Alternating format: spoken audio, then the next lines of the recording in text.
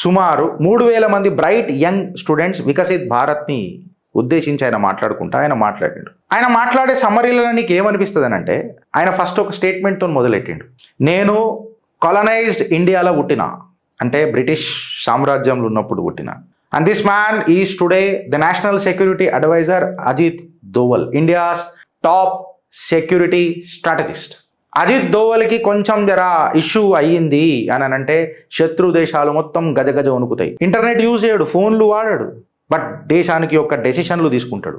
గ్యాడ్జెట్లు లేవు, యాప్స్ లేవు, కానీ ఫిర్బీ డెసిషన్, డిసిప్లిన్, విల్ పవర్ దేశాన్ని నడుపుతుంది అని చెప్పి మనిషి ప్రూవ్ చేసాడు. డెసిషన్ మేకింగ్ అనేది ఫౌండేషనల్ ఎట్లయితుంది అని అంటే, లైఫ్లో సక్సెస్ ఉంటుంది, ఫెయిల్యూర్ ఉంటుంది, అప్పుడప్పుడు నువ్వు కుమిలిపోతావు, కృషించిపోతావు.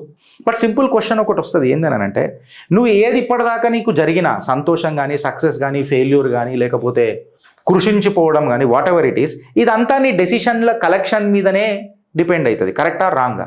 ఈ డెసిషన్ల కలెక్షన్ ఏమవుతుంది అంటే చక్రవడ్డీతో సహా కంపౌండ్ అవుతుంది నీ లైఫ్లో. నువ్వు ప్రతిసారి బ్యాడ్ డెసిషన్స్ తీసుకున్నావు అంటే అది చెడే పోతుంటుంది.